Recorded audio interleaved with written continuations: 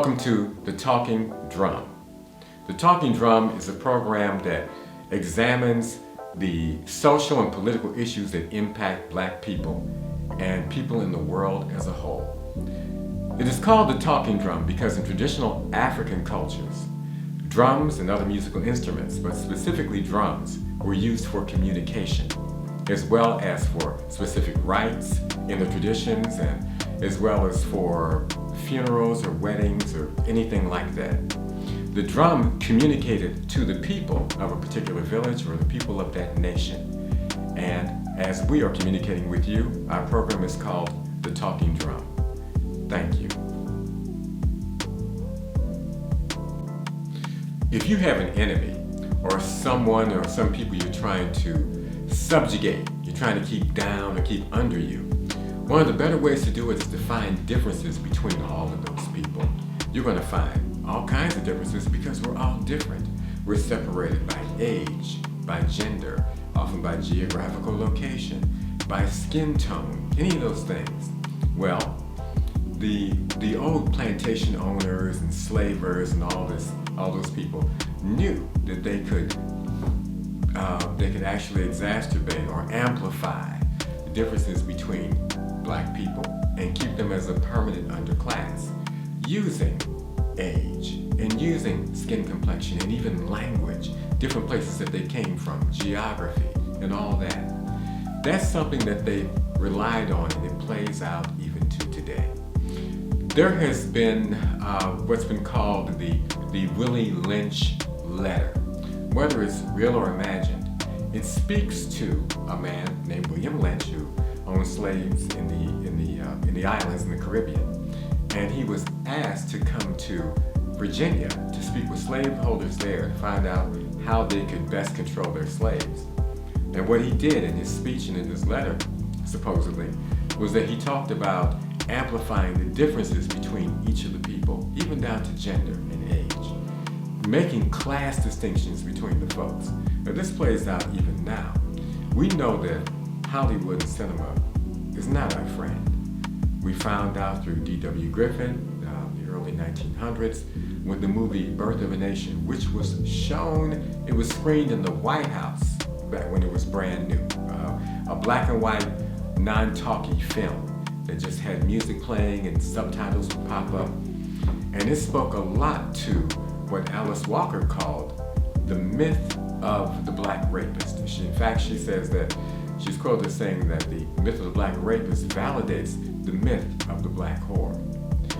In D.W. Griffith's film, Birth of a Nation, Jim Crow, before the Jim Crow era, this was during Reconstruction, they talked about how the South was taken away by all these freed Black people, how they'd taken over the capitals in various states throughout the South, how they'd taken over what was once a proud and strong Confederacy and just brought it right into chaos. And it was the Klan, that's right, the Ku Klux Klan that had to come out and save everyone, and in particular, white womanhood, the virtue of white womanhood. This, in a sense, still plays out through today. Cinema can be used for propaganda. Propaganda is simply half-truths, straight-out lies, and all these things taken out of context to emphasize a particular point that you're trying to make. And this has happened to try to keep marginalized people down for so long. The country we live in, believe it or not, does believe in a class system. There is a permanent underclass. And the attempt to make sure that you stay in your place is so evident even in cinema.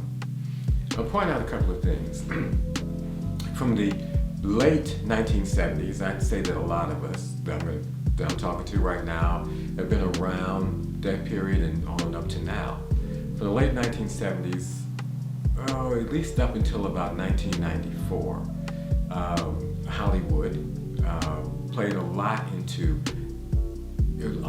helping to separate Black people by telling their narrative about Black lives.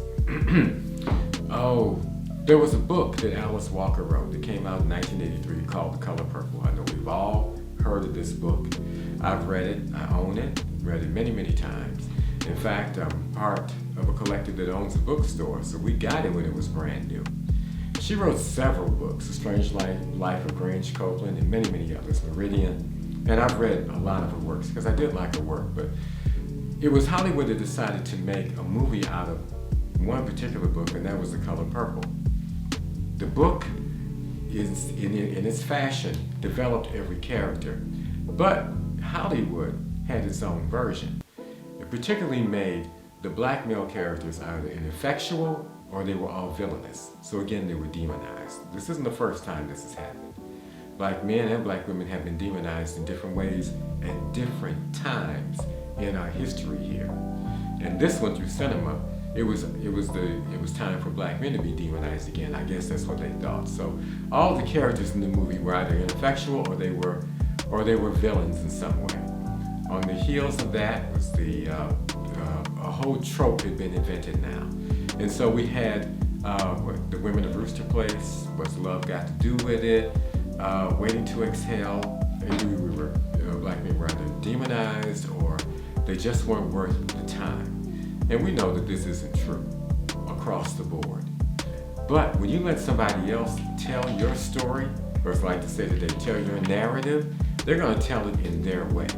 And if it aids them in helping you look bad so they can keep you down and keep you subjugated, then so much better. We have to be wiser than that. We have to really look at ourselves and look at other things. When we watch movies, we have to ask ourselves, okay, well, who made this movie? Who's telling this story? Who's giving this narrative? And why are they doing it? We have to be critical thinkers now. It's a part of our own liberation. The liberation struggle is a long and vast one. We each stand on each other's shoulders from generation to generation. And we also have generational trauma. Right now, we need to take over our own stories.